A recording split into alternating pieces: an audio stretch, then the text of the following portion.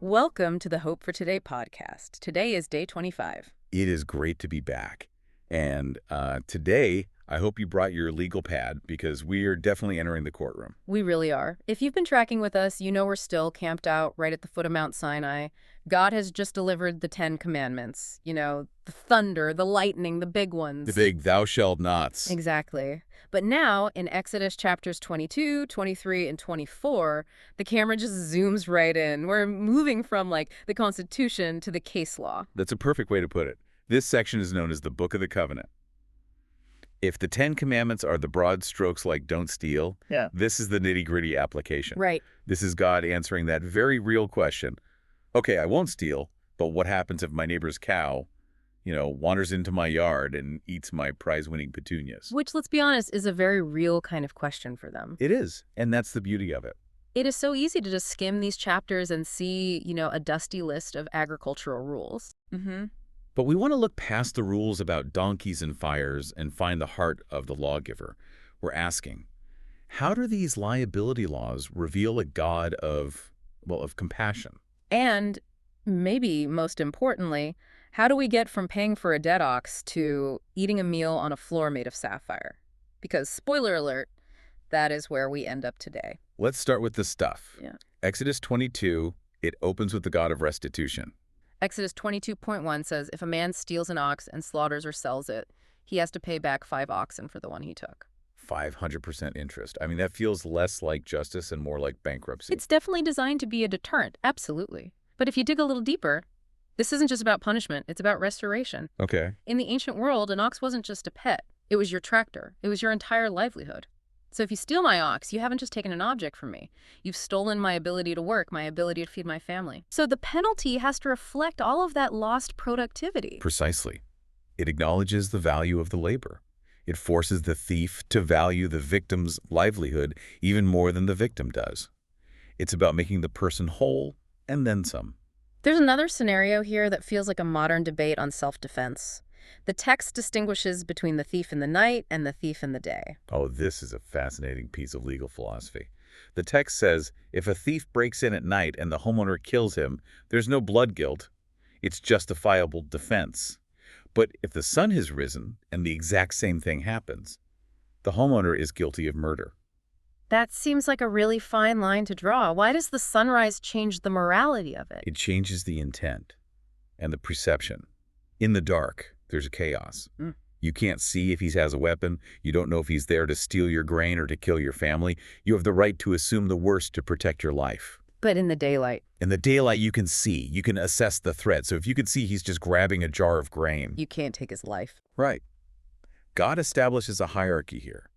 Property is valuable, yes, but human life is more valuable.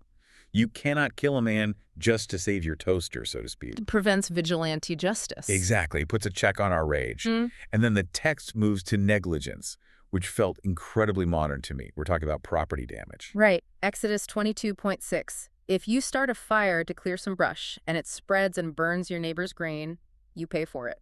Or if your animal grazes in someone else's field. It's the principle of total responsibility. Your freedom to act ends where your neighbor's livelihood begins. And look at the standard of restitution, verse 5. If your animal eats your neighbor's crop, you don't pay them back with your leftover, wilting vegetables. Oh. You pay from the best of your own field. Ouch. That hurts. It's supposed to. It forces you to care about your neighbor's property as much as your own. It's training a community of former slaves who never owned anything how to be responsible, free people. So we've established God cares about our stuff and how we treat each other's stuff. But then the tone shifts in the second half of chapter 22. We move from lawsuits to, it's almost a divine threat. Yes, we move from property rights to human rights. And God flags 3 specific groups: the foreigner, the widow, and the fatherless. The marginalized. The vulnerable. In that culture, if you didn't have a male head of household or land status, you were. You were socially invisible. You had no legal standing. You were easy prey. And the language God uses here is so intense. Exodus 22.24, he says, if you mistreat them and they cry out to me, I will certainly hear their cry. My anger will be aroused. He is not messing around. God is positioning himself as the next of kin for people who have no family. He is saying, if you mess with the widow, you aren't dealing with a helpless woman. You're dealing with me. I am her public defender. And he anchors this empathy in their own history. He says, "For you were foreigners in Egypt." That is the ethical anchor of the entire Old Testament. It's memory-based morality.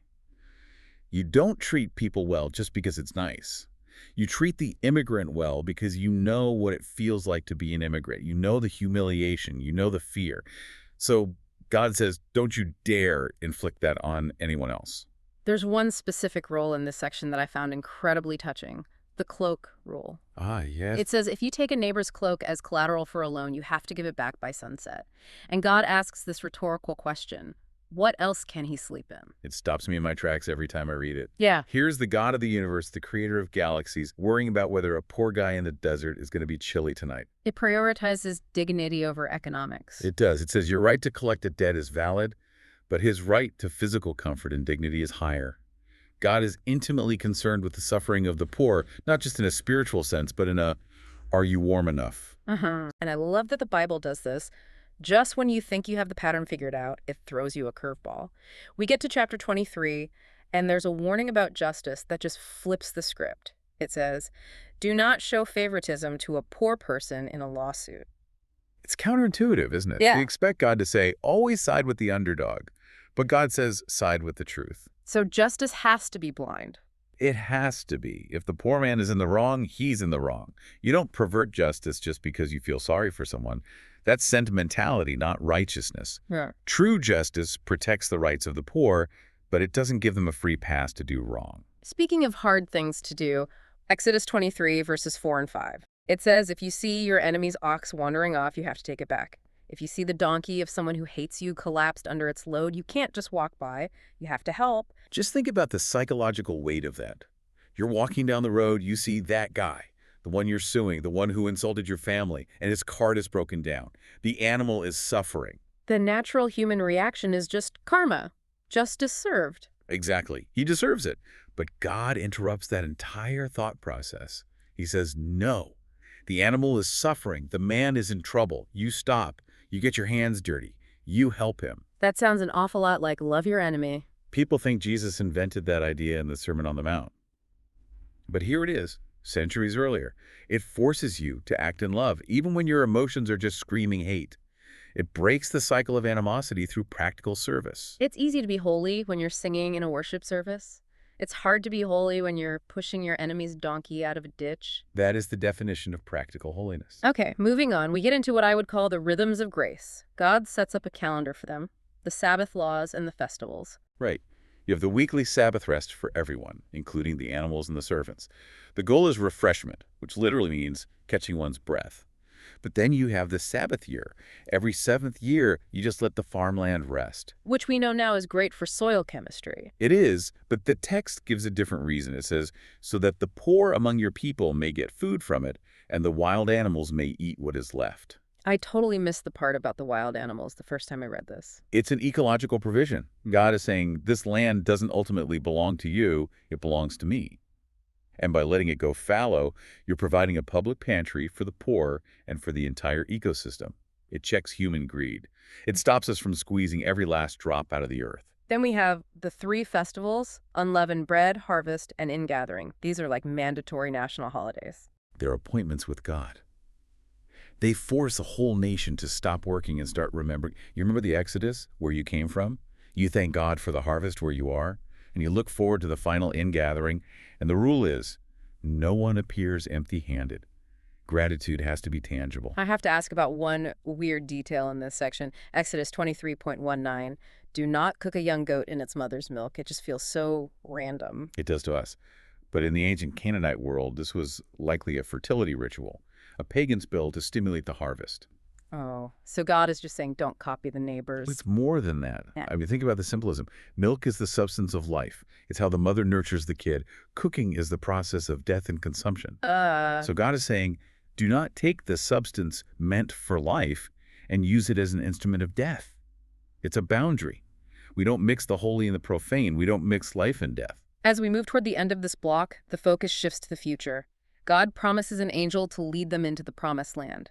But the strategy for conquest is Surprising. The little by little principle. Yes, Exodus 23.29. God says he won't drive out the enemies in a single year. And why? Because the land would become desolate and the wild animals too numerous for you. We usually think the obstacle to our breakthrough is the enemy, right? We think, if God would just remove this one problem, I'd be fine. But here, God says the obstacle is our own capacity. So if God gave Israel the whole land on day one, they couldn't have handled it. Not at all. They wouldn't have the population to manage it. Farms would overgrow. Lions and bears would move into the empty cities. So the delay was actually protection. Absolutely. They needed to grow into their inheritance. God says, I will drive them out little by little until you have increased enough to take possession. Man, that hits home.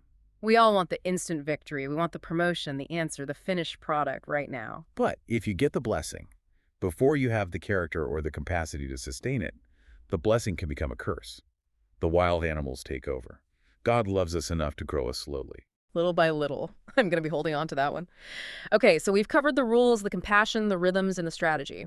Now in Exodus 24, we reach the climax. The covenant is ratified. This is the wedding ceremony. It really is. The people pledge their obedience, everything the Lord has said we will do, and then, well, then it gets messy. The blood. Lots of blood. Moses builds an altar. He sacrifices young bulls. He takes half the blood and throws it against the altar that represents God. And the other half? He sprinkles it on the people. He sprinkles it on the people. Imagine standing there. It's visceral. It's warm. It stains your clothes. Modern ears cringe at this, but this is a blood covenant. It signifies that God and the people are now sharing the same life. They are bound together. And immediately after this bloody, earthy ceremony, we get one of the most mystical moments in the entire Bible. Moses, Aaron, and the elders go up the mountain, and verse 10 says, they saw the God of Israel. Yeah. We're usually told no one can see God and live. But here, under the covering of the blood covenant, they see him. And the description is just stunning. What was under his feet? Something like a pavement made of lapis lazuli, as bright blue as the sky. A sapphire pavement. Imagine the contrast. They've been staring at brown dirt, gray rocks, and red blood. And suddenly, they look up and they see the floor of heaven. This deep, brilliant, translucent blue. It represents the sea, the sky, the very throne room of God. And what did they do in this terrifying, beautiful presence? Did they fall on their faces? Did they hide? No. That is the miracle. Verse 11 says, God did not raise his hand against them. They saw God, and they ate and drank. They had a dinner party. They had a covenant meal. In the ancient Near East, eating together was the ultimate sign of peace and acceptance. They're eating and drinking on the sapphire pavement, the presence of the Holy One. It is a picture of shalom. It's a beautiful ending to the section. But help us connect the dots here. We started with stolen oxen and burning fields, and we ended up on a sapphire pavement. How do they fit together? I think that is the point. We tend to separate the spiritual experiences, the sapphire pavement moments, from the secular parts of life, our business deals, our conflicts, our property. We want the mountaintop, but we don't want the rules about the donkeys. Exactly. But you don't get the sapphire pavement without the Book of the Covenant. The path to the presence of God is paved with obedience in the real world. So returning the cloak by sunset.